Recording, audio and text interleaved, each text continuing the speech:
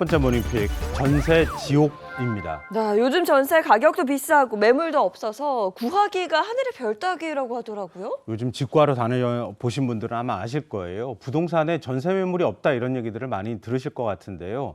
전세 매물은 구하기가 거의 어렵고요. 전세나 반전세, 월세를 구하는 것도 쉽지 않습니다. 지난 4월 서울 아파트 전세 거래량이 약 10,000건 정도 됐는데요. 한 달 전에 비해서 26% 이상 감소한 겁니다. 또 지난해 9월 9,200건을 기록한 이후에 계속 지금 전세 시장이 침체 상태에 놓여 있습니다. 일단 전세난의 가장 큰 원인은 공급 부족인 거죠? 네, 맞습니다. 근데 왜 그렇지 않아요? 집 주변에 새 아파트 단지가 들어서면 보통 이제 전세 가격도 떨어지고 나도 그러면은 저쪽으로 이사 가볼까? 뭐 이렇게 생각을 하게 되잖아요. 일종의 네. 욕심이 생겨나게 되는데요. 아파트 공급 물량이 없다고 하면 그러면 옆으로 이사 갈 이유가 없어지는 거잖아요. 그러니까 자연스럽게 전세 회전 물량이 안 생겨난다고 하는 겁니다. 근데 지금 전세 물량 자체가 없다고 하는 건 곧바로 아파트 공급 물량이 없다 이런 얘기가 또 될 수가 있는 건데요. 올해 수도권 아파트 입주 물량이 지난해에 비해서 18%나 줄어들었습니다.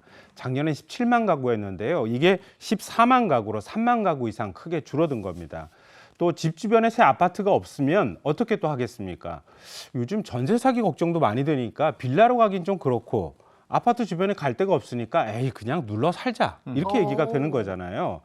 그런데 눌러 산다고 하는데 과거에는 한 2년 정도밖에 살 수가 없었잖아요. 집주인이 뭐 이제 계약을 다시 갱신하겠습니다. 그러면 나가야 되는데 지금 또 4년 동안 살 수가 있잖아요. 그러니까 그냥 눌러 살자 그러면 4년이 돼버리는 거예요. 자연스럽게 전세 회전 물량이 줄어들 수밖에 없는 이런 상황입니다. 게다가 전세를 옮기려고 하더라도 전세 가격이 많이 또 올랐잖아요. 전세 자금 대출을 받아야 되는데 시중은행 전세 가격 전세 그 대출의 금리가 최대 한 5%가량 됩니다. 굉장히 높습니다. 네. 그러니까 자연스럽게 아유 그냥 움직이지 말아야 되겠다 이렇게 되는 거예요. 또 집주인 입장에서는 아무래도 은행 금리도 낮다 보니까 그냥 전세로 돌리거나 월세로 돌리거나 반전세로 가면 나는 오히려 이익이 늘어나니까 오히려 그쪽을 더 선호하게 되는 겁니다. 그러니까 전세 물량이 더 줄어들게 되고 반전세나 월세가 오히려 조금 더 늘어나는 이런 현상이 나타날 수밖에 없다고 하는 거죠. 네, 거래량이 줄다 보니 전세 가격은 당연히 오르는 거죠. 네, 맞습니다. 지난달 수도권 아파트 평균 전세 가격이 3.3제곱미터당 1,386만 원으로 지난해 같은 날 대비 4.7%가 올랐습니다. 이건 2023년 1월 이후에 최대 상승폭인데요.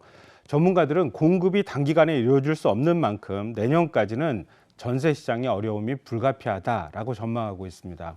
사람들이 사는 데 있어서 주거 안정성은 굉장히 중요한 건데 이 부분이 흔들리면 안 되는데 이런 부분도 걱정이고요.